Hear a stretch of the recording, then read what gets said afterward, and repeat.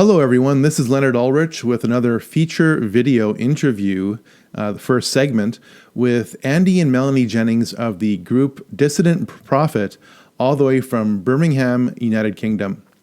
I've sat on this video interview for about, 9-10 months by now, simply because I didn't like the way it looked when I shot it.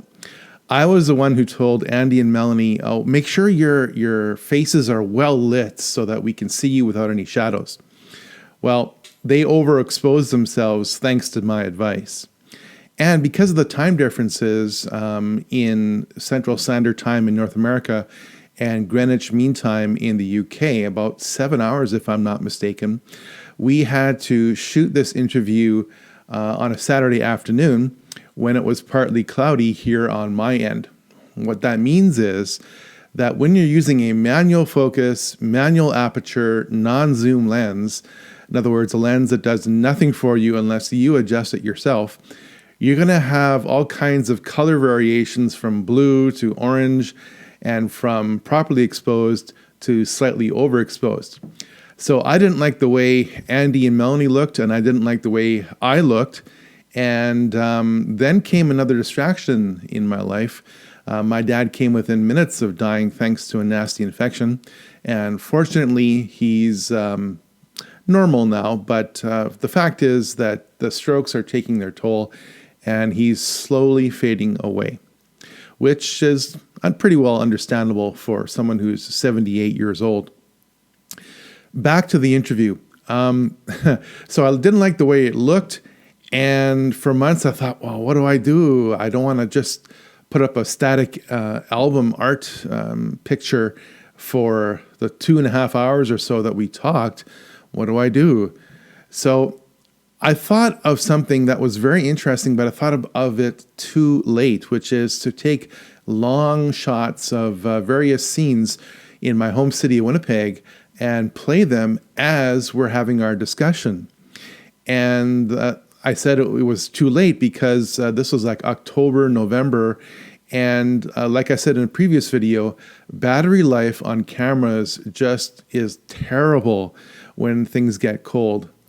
And so I had to wait until about 2 weeks ago to film the footage that you're going to see as an interesting backdrop to our conversation.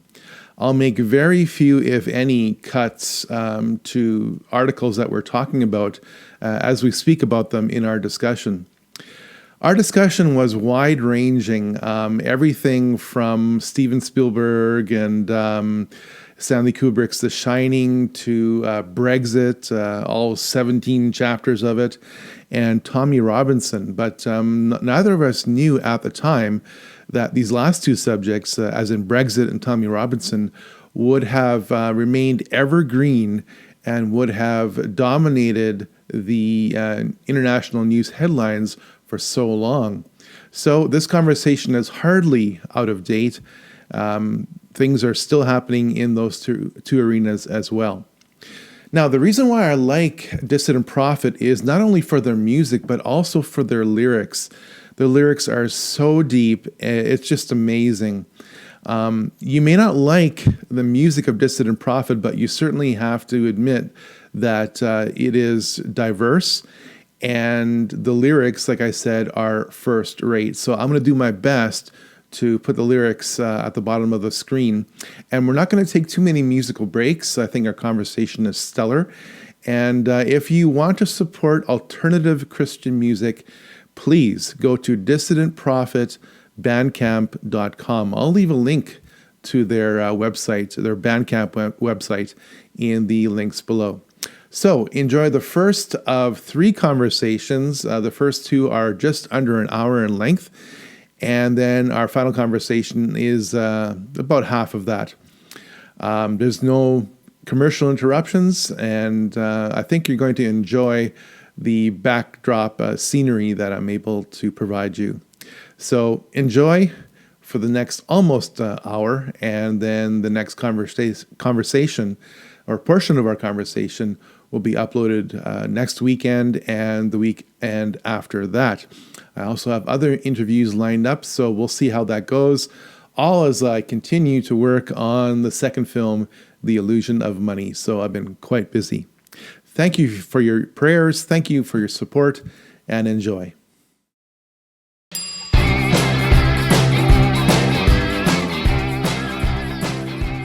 Hi, I'm Andy. And I'm Mel. And we're from the Not So Dissident Future podcast from over the pond.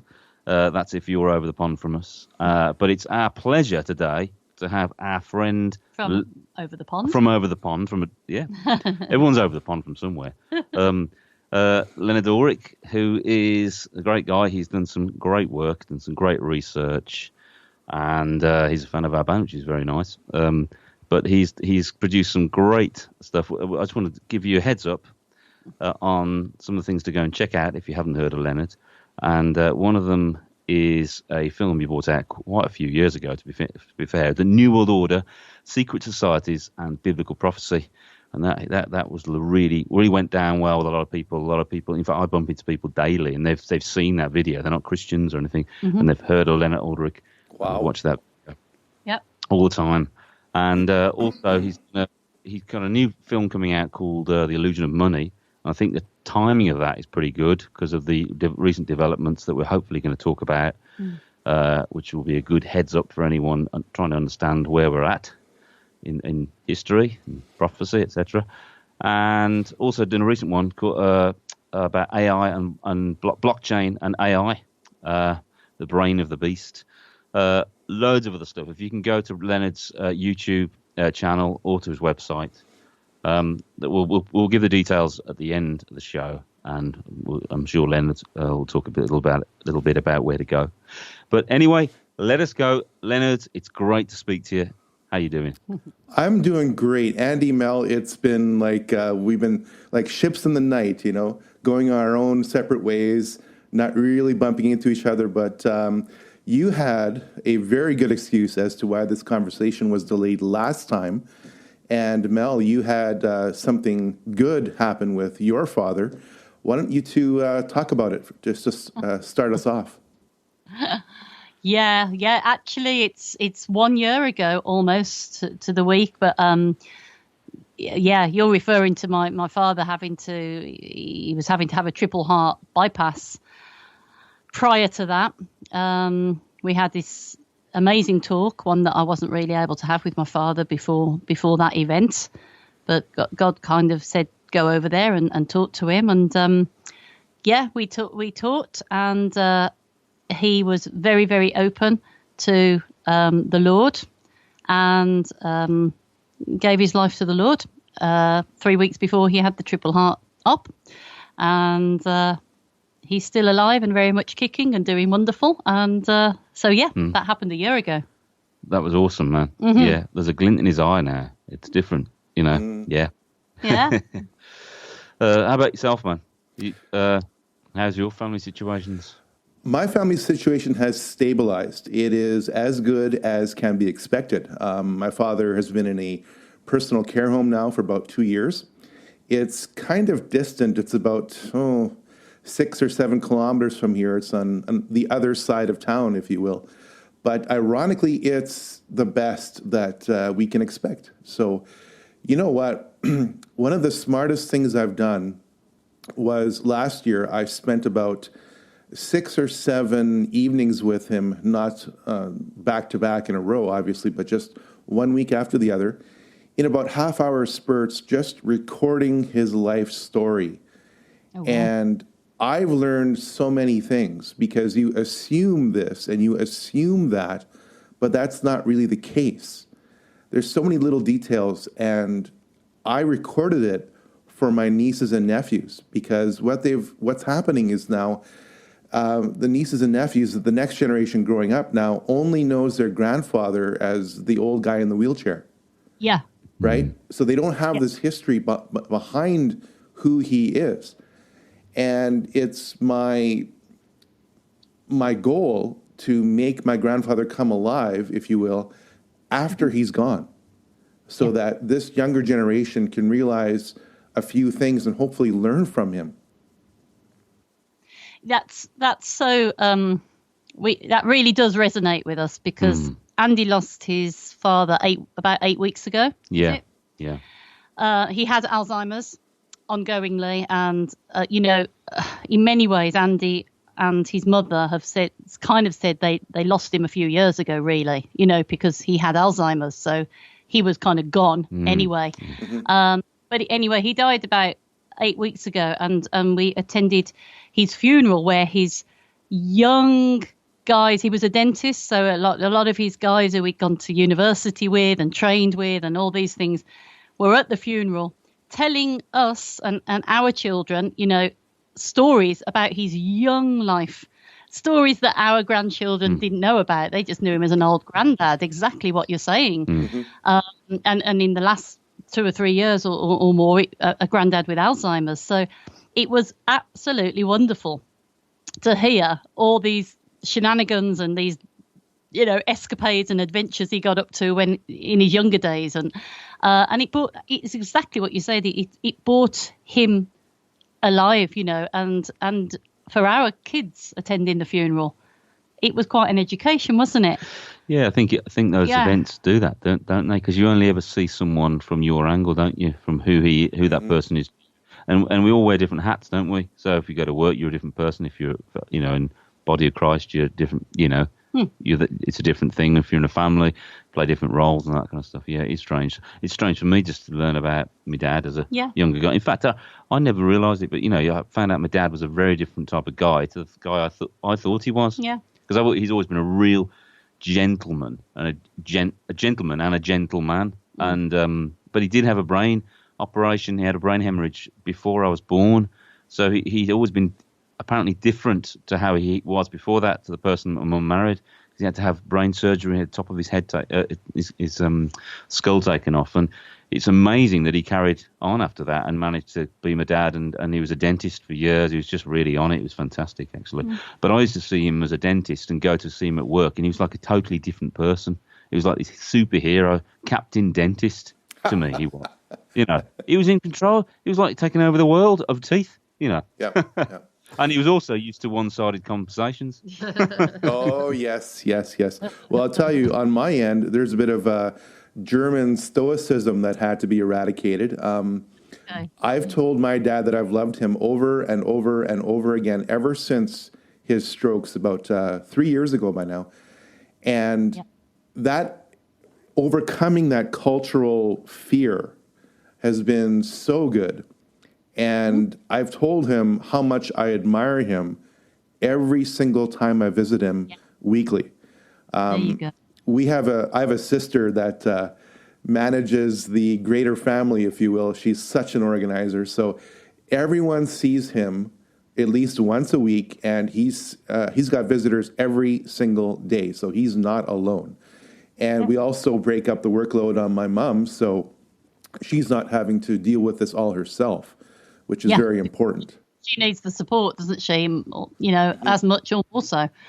So, yeah, absolutely. And it's weird how crises, ill health usually, but some sort of crises, it just can bring out what should have been brought out donkey's years ago, the love or the support or the commitment or the appreciation. And it's just the way it is. Yeah. Oh, yeah. Like I'm not a parent myself. I'm a single guy. That's my lifestyle. I don't lord it over people. It's just simply my choice. I can understand, though, how it's much easier to be a parent and be there disengaged mentally versus being there and actively, assuming a parental role to your sons or daughters. Yeah. And it's, again, we all make choices. And life is short. I'll tell you, youth is wasted on the young, as far as I'm concerned. When you're in your 20s, you've got just a few priorities and you don't see the big picture, although you think you know the big picture. Yeah. And then when you hit your 40s, you realize, oh, wait a minute, there's a whole, greater world out there. Yeah. Well, that's, at least they don't get the lion's share of wisdom that age brings, do they? So no, that's absolutely true, isn't it? It's kind of the way things are in this side of eternity, isn't it? You got all the energy and chutzpah, but none of the wisdom. And then when you have the wisdom, you're just dribbling into your soup. By the time it's too late, you've got no energy. Fall asleep again. Yeah, but I'll tell you, post heart attack life has certainly taught me that. Wow. And I've got 40%, 60%, and 98% blockage in my main arteries. So if people look at me and think I'm going to drop dead, I say, no, relax. I can tell when it's going to be my time. It's not my time. Relax. But even that makes you enjoy life more because you realize that you're not Superman. That's it. It humbles you. Yeah. Yeah. Yeah, that's very true. That is. I think when I got ill sepsis last year, it was like Leonard doesn't know. Yeah, no, Leonard. Oh, I do. Yeah, I was praying about that, and I'm so thankful that you dodged the bullet, literally. Sure. Yeah, definitely did. Yep. Yeah. Still under doctor's eyes, aren't you? Still under the eye. Yeah, But, have to keep going on, check it. It's not fully out of my foot yet, but I think I did definitely. I've read some horror stories of people who had the same thing, and there's a huge sepsis crisis in the NHS in Britain's hospitals at the moment, and there's just so many stories. Young, old, newborns, mothers, losing their limbs, losing their lives. Sepsis, it's I don't know why it's become such a well, I think it's partly an issue, really. Partly due to lots of antibiotics and things, and the age of antibiotics coming to an end as well, I think. Right. And so in hospitals, I don't know. I guess, there's going to have to be new. Well, anyway, yeah. Well, there's that aspect, but let's be brutally honest, not to cast aspersions on entire races or etc., not to be pejorative, but when the NHS, the Britain's National Health Service, gets confronted with a whole new subset of populations from the quote-unquote third world, even though I hate using that term, it stands to reason. It is logical that diseases will vector, period. Yeah, but that's very interesting because, the culture is changing really quickly in Western Europe, and it's been forced. It's been a forced change. It hasn't been one that's just happened by natural, forms of migration. It's been forced very, very quickly. And that's a factor you just don't think of, but it's a very real factor. But you'd be called racist, you'd be called all sorts of things for saying things that are just scientifically true. And the NHS is heaving under the burden of the populace that it's trying to serve now. And moreover, it's not so much a national health service, but it should be, but it seems to be international, so global. People can come over. For whatever they need, some women come over sort of 8 months pregnant, in order to sort of give birth here, and then can get all the treatment, and then we're not the NHS. There's some sort of people just slip through it, and you're not able to chase them up for the fees that are due, which amounts into tens of thousands, I think sometimes hundreds of thousands of pounds, and it's not supportable. Our country, the housing crisis is the same in this country. Our country is insane. Our country has gone mad. Basically, it's gone mad. It's just falling apart. There's no one at the helm. In fact, the people at the helm probably want the destruction of it. They're probably globalists, and they probably have a bigger view. Nations have to fall for the globalist agenda. They're too strong. You can't have things like nationhood. You can't have families. You have to break everything up. I'm sure you got an angle on this, Leonard. But I've got many angles on it. I mean, there's so many factors, and the speed of migration, of immigration, and the cultural change. It's not a racist issue. It's not to do with races. It's to do with culture, a totally different culture being whole scale imported into a Judeo-Christian, Western, civilized, Greek idea culture that's worked really successfully, probably the most successful thing if you compare it to all the other attempts throughout history of governance and and freedom and so on. And it very, very quickly, like fruit in a bowl going off, things are just changing so quickly, and no one's talking about it. You can't talk about it. The 1984 crew are out there to shut you up from saying the flipping obvious. And that's scary. That's kind of scary. I'm kind of getting scared because on the one hand, we have faith in the Lord and we're going to go and be out of here soon. On the other hand, you have children, you have grandchildren. They're going to live in this. And they're going to be told to shut up and put tape over their mouths. And it's very, very scary, Right. in that respect. And of course, Brexit as well. The whole sort of civilian split almost down the middle as to whether, they want out of Brexit or in. And then we're arguing about hard Brexit and soft Brexit and all the, sort of trivial level of politics that people get caught up in. We try and keep out of it sort of and see the bigger picture, the sort of higher level of what's really going on. But yeah, we've got Brexit as well. So, I mean, I don't know what your thoughts are. What do you have any thoughts on Brexit? Yeah. And Lots of thoughts. I've been watching what's happening to Britain because, quite frankly, they're just 5 to 10 years ahead of Canada. That's it. Okay. Right, yeah. We have a prime minister, Justin Trudeau, who is anathema to a typical Christian leader. Male or female doesn't matter, okay? We're talking just anathema to Scripture, period. And he tweeted out, Justin Trudeau tweeted out to the entire world, regardless of your background, you're welcome in Canada. I mean, those are almost his words, literally.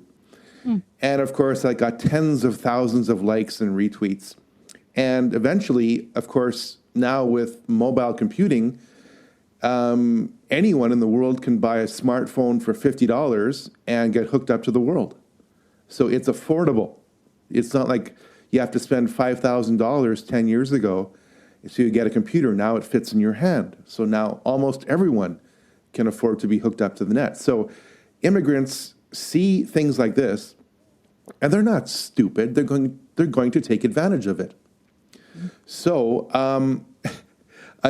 Andy, Mel, literally, I've seen video clip after video clip of the Canadian Royal Mounted Police helping immigrants with their luggage over the border that has airline tags on it. Now, you try to sell me on that, how they're oppressed, okay, and how they're refugees. They're not refugees 9 out of 10 times. They're economic migrants. They want a better deal for themselves. And if they think that some sucker nation out there is going to pay their tab, then you know what? I would do the same thing too. Absolutely.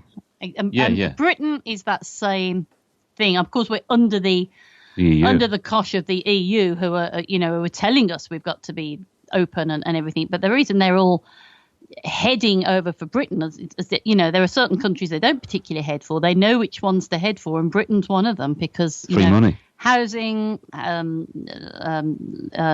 unemployment benefit, all the benefits that you can imagine. Sometimes big houses. That's the thing. Some of the big houses in London and everything. Wow. And who wouldn't, as you say, who wouldn't do that if they can? But our laws are. Well, the European Union, we were over in Spain a number of years ago and we got chatting to the only Spaniard in town who could speak English. It was in a little remote part of northern Spain called Romales. She had a little bar and we were chatting with her and she said that she wanted to come and live in Britain because she said Spain's finished. We've got 27% unemployment. And if someone who's a migrant from the east comes in, they get 5 years without having to pay tax and they can move in next to her and set up a business in competition to her and get all the help. And she, so she said, where can I go? Where can I run? And we said, don't come to Britain. It's exactly the same thing is happening. So I don't think this is by chance. I think this is by design. I really do. I think that the globalists, those guys that met in Davos a couple of weeks ago, they have a plan and they have a means of fulfilling that plan. Mm-hmm. And of course, you might think yourself being cynical thinking that, but it's pretty plain to see that they understand that winning the culture war is the way of winning the war. It isn't just bullet. You don't need bullets and force. You can just win it. It's the Russian way, isn't it? It will give a nation 40 years to go and hang itself. We'll demoralize it. We'll fill it full of red cocaine in the 60s. They let everyone go stupid, and then the whole of the West will be demoralized, and then we can move in and mop up. We don't have to fire a single bullet. Forget all the Cold War stuff. And these are. these are methods. They're very effective. It's this, the cultural change method. We read a really interesting article, maybe read it now. I don't know if you've heard about this, about what's going on in China. You probably know about Xi just writing himself into the constitution. Oh, that's scary. Right. If we're talking about a future scenario, a global scenario where we're thinking of the Antichrist or the Beast or whatever it is, or a one world leader coming to power and controlling. Do you mind if I just read this, Leonard? And then Sure. I'll get you. I'm sure you probably know about this, but anyone listening might be a bit shocked. I'm just going to read from a bit. It's a guy called Tony Pierce. He writes for Prophetic Witness. He's a great. He used to be a communist, got saved in the 60s, and he's a great Bible expander, and he keeps his eye on signs on the times, and we've been to see him a few times. But here's I'll just read a bit of this article. It says, the Chinese government has set up a citizen loyalty score to determine privilege. This now exists on a voluntary basis, but this month, government officials released details about how the program will operate in 2020, when it becomes compulsory for all Chinese citizens. That's right, yeah. The citizen score is a kind of credit score that encompasses every conceivable aspect of one's life. Buy video games and your score drops because the government assumes you're idle. Buy nappies and it rises because you seem more stable. Get a traffic ticket or speak out about the government and your score drops. But earn a degree or support the party and your score might rise. Miss paying your bills or don't support your parents and your score will suffer. Read books that the party doesn't deem ideologically sound, or watch foreign movies and your score will take a hit. Certain religious associations would cost their members 50 points, and complaints of poor elderly care could be another 50. Improper use of the internet was a 100-point violation, and protesting a government office 50. Associate in person or online with someone who has a low citizen score and your score will suffer as well. Toe the party line, inform on your neighbours, and you may see your score rise a few points. The citizen score is social control taken to levels that even Orwell never imagined. Disagree with the party, push for greater freedom of speech, freedom to worship, or a more open internet, and your score will suffer. The interest rates you get offered on loans will rise and the jobs you want will suddenly become unavailable. If the score drops low enough, you can be blocked from buying plane, train or bus tickets. Drop even lower and your bank accounts may be frozen, your social media accounts cut off and your email restricted. Unable to rent a bike, hail a taxi, take a bus or buy fuel for a car, you would be stranded. Unable to purchase food or other necessities at a store or restaurant, you would be starved into submission. In short, Chinese citizens under the guise of convenience are being forced into a system that surrenders total control to the state. When the citizen score becomes compulsory in 2020, there may be no escaping its hold or reach and no end in sight. If applied subtly enough, it can bend and shape every Chinese into an obedient servant of the state. The penalties for breaking trust may be small at first, as they act as incentives to obey, but at their full application, they can turn all of China into a prison for entire classes of people. This Chinese model could one day be adopted by the Antichrist world system the Bible foretells, and he causes all, both small, great, rich and poor, free and bond, to receive a mark in their right hand or in their foreheads, and that no man might buy or sell save he that had the mark, or the name of the beast, or the number of his name. Revelation 13:16. So that's happening in China. Whole scale. What do you reckon, Leonard? Well, that's okay. In a scale, you have Canada, then you have the UK, and then you have China. That would be my bottom line. But I don't think it's going to work as easily as some members of the Communist Party think it will. Here's why. Right. The Chinese have had a taste of freedom for about 30 years now. In order for them to be ideologically put in a box, which is exactly what you've just described, I think when people are finally forced into that mold, they'll wake up. Having said that, I don't think the average Westerner understands that the Chinese premier just simply passed a law enshrining him into the leadership of China for life, essentially, and that it is now a crime just to say two simple words in reaction to that. And those two simple words are, I disagree. So if you say the two words, I disagree, in relationship to the Chinese premier installing himself permanently as the head of China, then you might just go to jail. Right. But here's the thing. When there's nothing left to lose, you lose it. Okay? And I think political correctness is now going so far that it's going to shoot itself in the foot. Now, for the past 3 to 4 years, I've been wondering, where is the European resistance to this forced or engineered migrant crisis? And for about 2 years, I've seen the resistance develop. Rather than me discussing it, I thought I would have people from the UK discussing it. Again, we're not asking Andy and Mel here to agree or disagree with certain individuals or political parties. We're just asking them to describe them, okay? So who for our American audiences, is Tommy Robinson, and why is he now so important? Well, Tommy Robinson is probably the most courageous person in Britain, to be fair. A lot of people would like to say they were like him, but most people would hide behind him, I think. I really respect that guy. He's put his head on the chopping block. But he's got a history, hasn't he? And the history is such that the media have, for anybody that isn't aware of him, they will have already painted him as far right. Yeah. So that does need saying, because he had to come out of a far right party because it was far right. Well, no, he wasn't far right. But basically, this is the problem, Leonard. If you ride in the wrong chariot with people, that's the problem. You know, it's happened in the past in the biblical context. But Tommy Robinson was just a guy who was standing up for the rights of ordinary British citizens.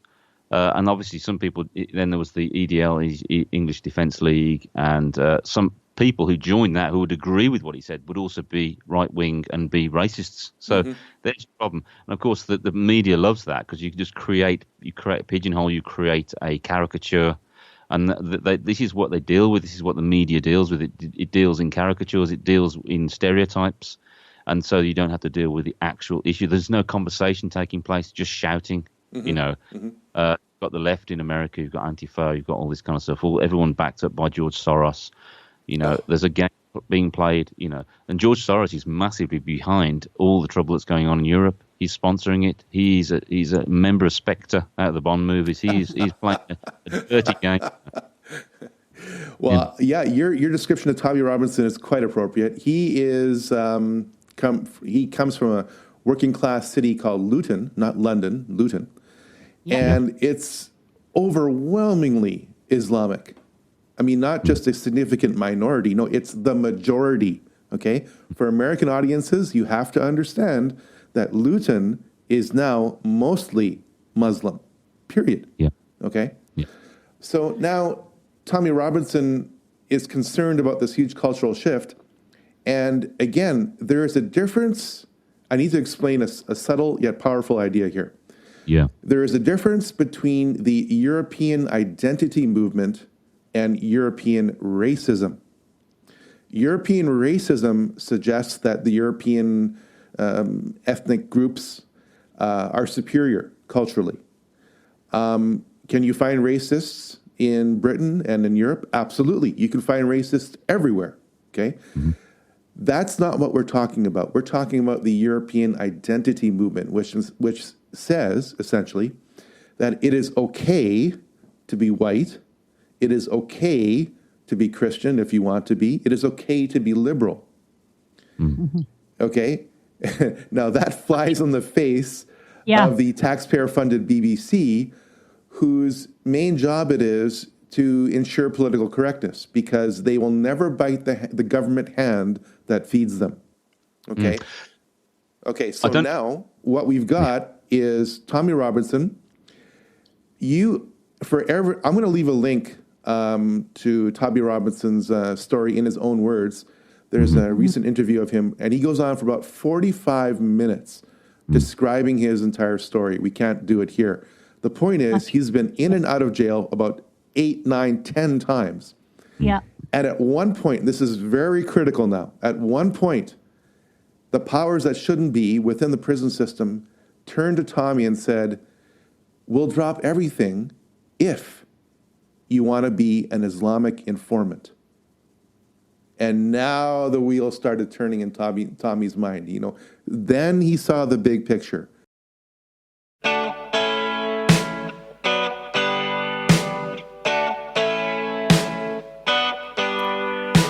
I'll tell you how the West was won without a bullet from any gun. Just 40 years and we were done. We bought the road on which we hung. They fought a war by other means. They changed the minds of men with TV screens. We closed our eyes and went to sleep. Then we woke up and we were living in a dream. Strange days, strange days, strange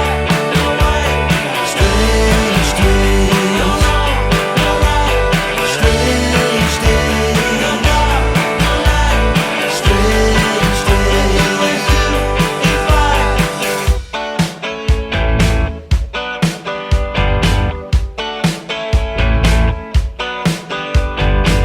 We took the pill and listened to the band. Alistair Crowley had a seat turn out his hand. We hung the watchman who took a stand. We looked to Babylon to be the promised land. Strange days, strange days,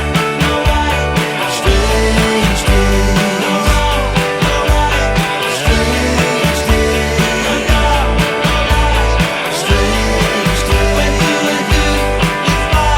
We've all left Kansas, nothing's gonna be the same. I turned around on the way to the Emerald City. Saw the town falling down. Wanna clip on my new red shoes, scratch it to the ground. On the way to the Emerald City, everything is upside down.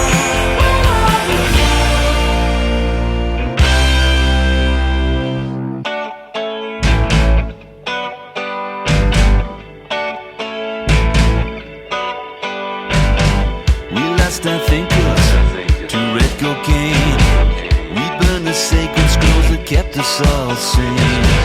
Opened our minds so much, we lost our brains. We didn't think that we would never be the same. Strange days, strange days, strange days, strange days.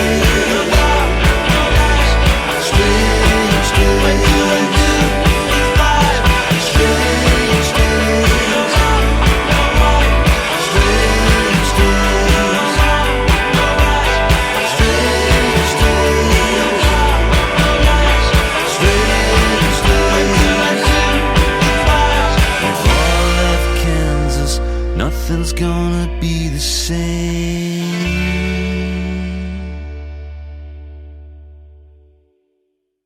By Tommy Robinson being approached to be an Islamic informant, what that suggests is that there are elements within MI5, MI6, you name it, okay, Home Secretary Office, that are running the show, or at least are aware of the show and are allowing it to happen.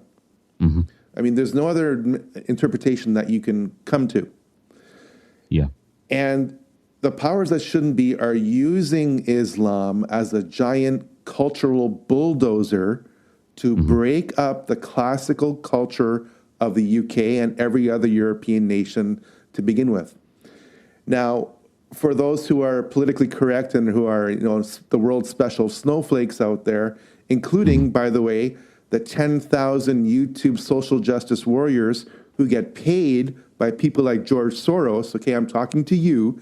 Okay, if you want diversity of thought, okay, then you will not censor what I'm about to say. If the roles were reversed and you had a massive disaster in California, that's right, social justice warrior from Google, I'm talking to you, not Andy and Mel right now, okay? If there was some kind of natural disaster and you had to emigrate to, say, China because it is technologically advanced, okay? Beijing is a lot like Silicon Valley in many ways, okay? And you injected yourself by the hundreds of millions into China, I guarantee you that there will be a cultural backlash on behalf of the Chinese against white Americans. Deal with it, okay? And if it was government policy to, quote unquote, welcome these new white people from America into China by the hundreds of millions so that there is a rapid and forced cultural change, you might be resented. So if you cannot process that, okay, Southern California Google social justice warrior, then you're not able to process what I'm about to say, which is it is not an offense to identify with your own native culture if it happens to be British and if it happens to be white, period. So Tommy Robertson came along, and because of the forced Islamicization of Luton, his hometown, it progressed to the point where, like I said, he was approached to become an Islamic informant, and he rejected that, of course. And now Tommy Robinson is really gaining traction, especially in the last year, and he is now forcing the issue. Tommy Robinson is about to go down to Speaker's Corner in Hyde Park and say whatever he wants to say. And he knows that there is a significant chance that he will not be allowed to say whatever he wants to say, which is significant. And I'll let Andy and Mel tell us why. Well, I think it's significant. I mean, I don't know if you knew about Lauren Southern. She just tried to come into our country, and she was going to meet up with Tommy Robinson. And she's not been allowed into our country by our government. Our government has just made a new law, or is trying to put it through, that to stop right-wing people with right-wing opinions coming into the country. But it's fine if you're an Islamist and you believe in jihad and Sharia law. So, I mean, the thing is with Tommy Robinson, he has turned up very, very peaceably to mass demonstrations of true hate language being spewed on placards, sort of from the, whatever, fundamental or whatever is Islamists, really hate language en masse. And he's there peaceably. And the police have escorted him off the premises. And he's saying, hang on a minute, I haven't done anything. So, and I'm in the minority here and everything. But they've escorted him off because it's easier for them to deal with him and just chuck him in jail for the night or something than actually deal with these mass protests. So they're trying to eliminate any protests against the Islamic demonstrations, which by definition are very full of hate rhetoric. That in itself is an oxymoron. It's just like, he's been being accused of fueling rioting and everything, and he's doing exactly the opposite. Yeah. Meanwhile, they're walking through the streets, inciting, hatred and violence against certain people who aren't, Muslims, and that's okay. Well, so Leonard's saying, well, why do they want to kind of shut him up, and why is that an issue? Right. Because please explain to the American audience why Hyde Park and Speaker's Corner is so significant. Well, it represents free speech. You can stand up and say exactly what you want. There's a guy called Jay Smith. He stands up every week and he debates Muslims. I don't know if you've seen Jay Smith. Yes, I have. I've seen Muslims literally, I'm not exaggerating, literally bite certain speakers.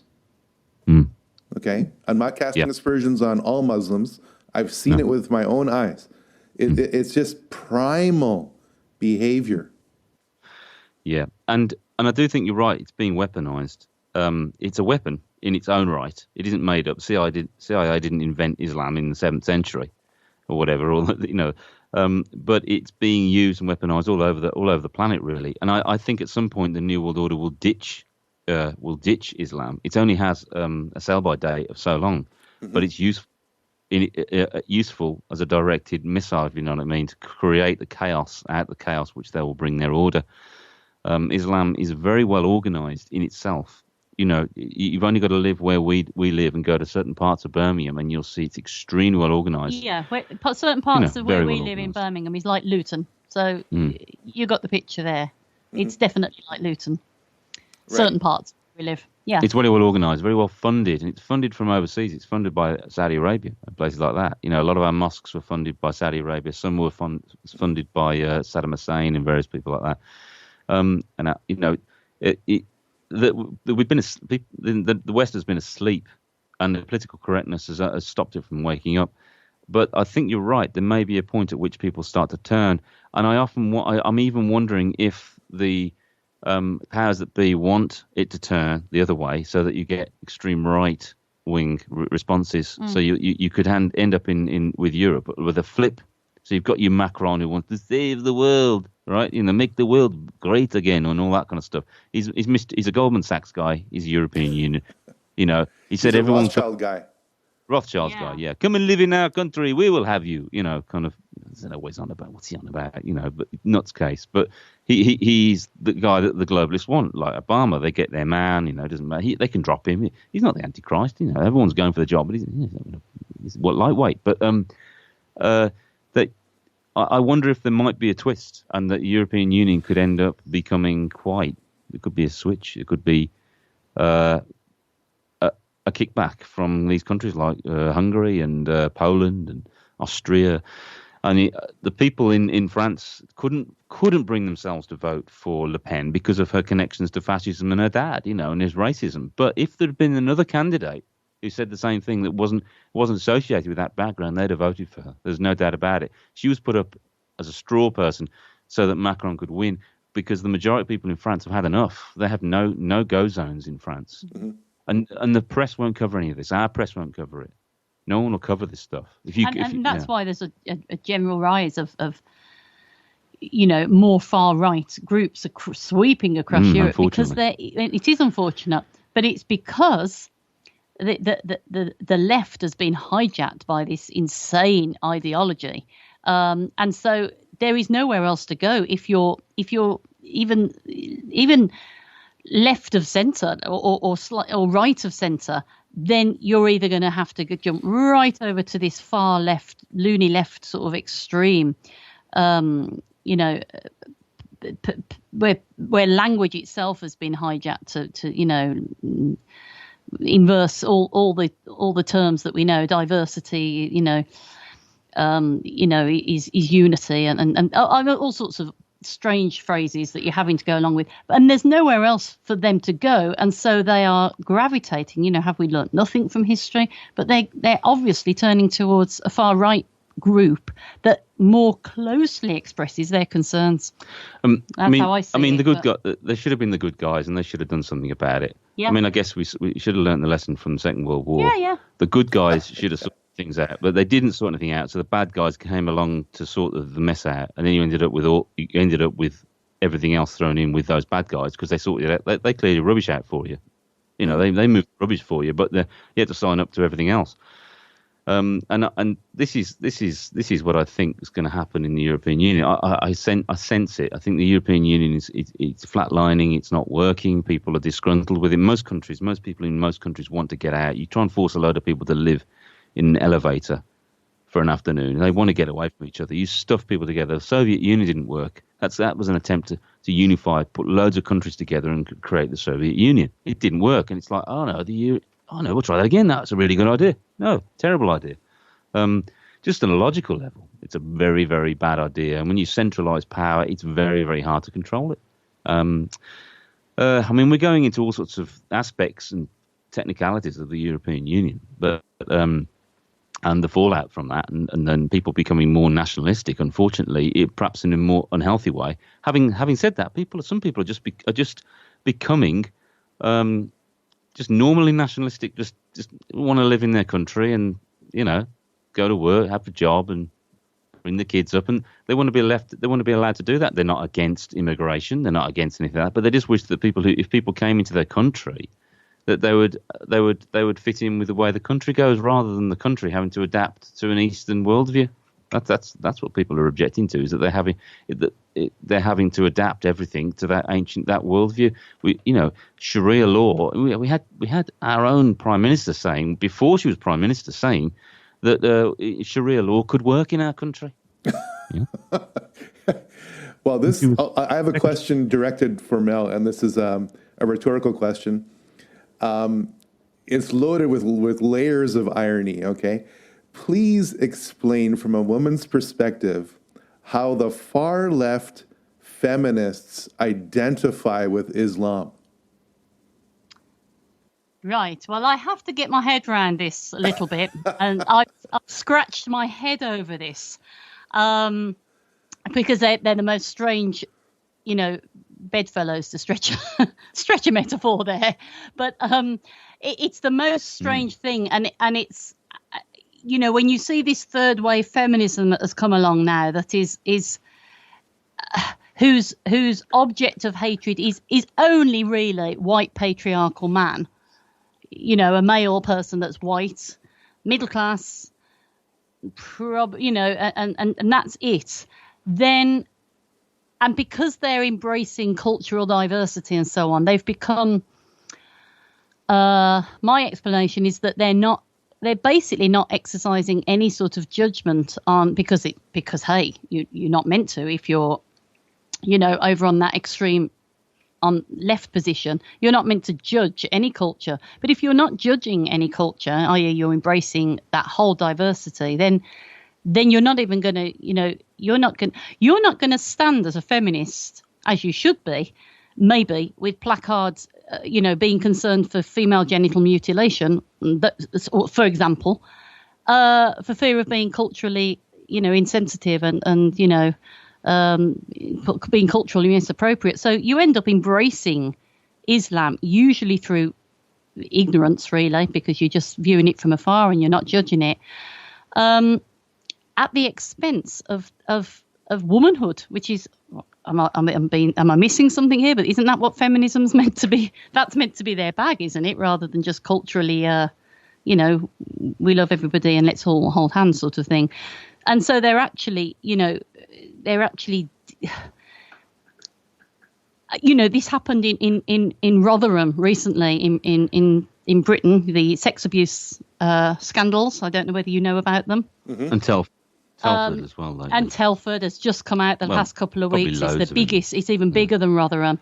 But huge, mass scale abuse and, obscene negligence of young girls. They're white girls in poor areas of cities that have been predated upon by paedophile gangs and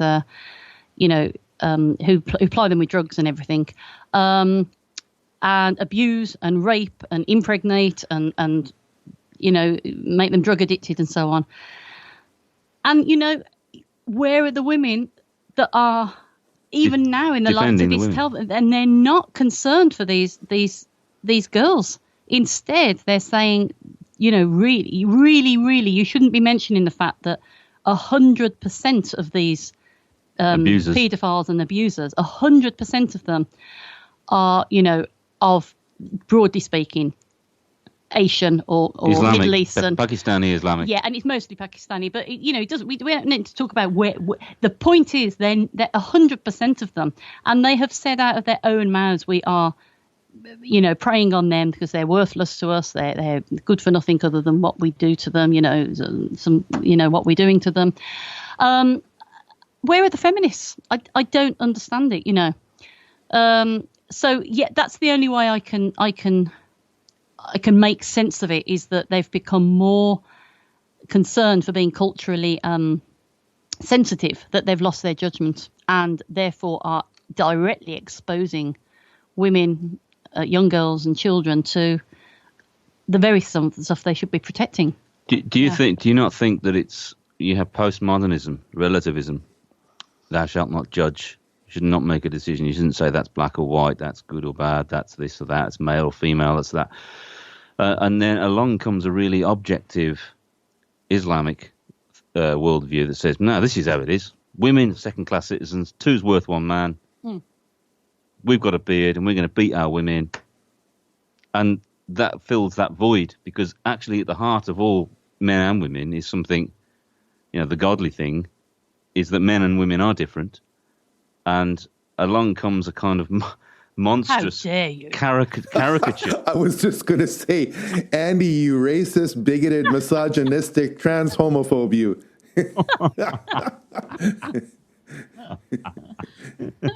But I mean, I've heard that a lot of feminists are turning to Islam and are embracing it and seeing it as something that's actually manly and strong, because there's nothing left of the Western man. He's been destroyed over the last couple of decades. The new man, who's not allowed to be a man, and if he is, he's a cliche, because he gets muscles and takes testosterone and puts tattoos on or something. That's not really a man. That's kind of like a cartoon Vin Diesel idea. Mm-hmm. So it's not, manliness has been lost in the West. It's the Homer Simpson. Who is he now? What does he do? What's he representing? Most of our media kind of laughs at dad or men. Plus, we have a breakdown in society where we have a lot of single mothers. So there is still that and need. The bisphenol A.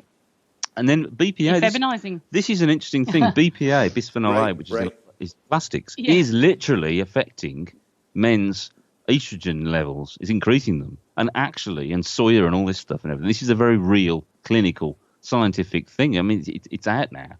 And you do wonder whether some of this gender confusion, I'm just being objective with using my terminology, I think so. But the gender confusion that some people are experiencing, maybe, is it physical? Is it chemical? Yeah. Is it hormonal? Yeah. I don't know. So I mean, I'm generalising, but if I look at Muhammad and the Hadith and how he treated women, I don't think he's manly at all. He's like a big boy, a big baby who thinks it's manly to treat women the way that he did. And to treat men the way he did. I don't think it's manly to be. It's a kind of cliche of a man, that idea that he presented in Muhammad, and so I don't see it as truly manly. I think the true obviously example is Jesus. He's the most pure, perfect example of the balanced man. But I think that women, there's nature abhors a vacuum, and something comes in. What have you done? You've trodden on. The left wing, or the postmodern left wing modern view has been that Christianity's false. Atheism has kind of wiped the floor with it on an intellectual level. No one's come back with it apart from the remnant kind of church. It's just like meeting in little kind of community halls all over England or wherever. There's no mainstream kickback. You are getting it now, thankfully, to Canada, thanks to people like Jordan Peterson who come along and actually... Yep. Interviewed by Kathy Newman, and for the first. I'm so glad you referenced that. Did you watch that? Oh yeah, I mean, fantastic.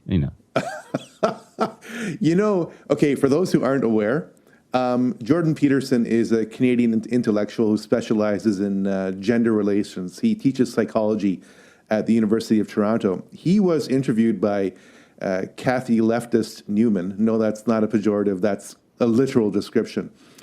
And for 30 minutes, it seemed like 45, you had Kathy Newman constantly, subconsciously trying to reframe everything that Jordan Peterson was saying to fit her preconceived model of him being the enemy because he's a male patriarch. So that manifested in Kathy Newman constantly saying, so you're saying that, what you're saying is, and then Jordan Peterson, who is a clinical psychologist, Yes. was looking at her and actually psychoanalyzing her live on the air, and was able to pick her apart and realized every single nuance of the games she was trying to play. And it utterly failed because Jordan saw everything that she was trying to do coming. And what is really sad is that in follow-up interviews, Kathy Newman still thinks she won. Okay, folks, well, we're just going to wrap up the first half of this interview with Leonard, and we'll play the rest of it next week. So we'll see you then, guys. Okay, God bless.